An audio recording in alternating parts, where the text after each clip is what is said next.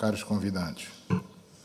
Permitam-me dar as boas-vindas aos chefes de Estado e de Governo presentes, ao Sr. Moussa Faki Mahamat, aos altos funcionários das diferentes organizações e mecanismos regionais.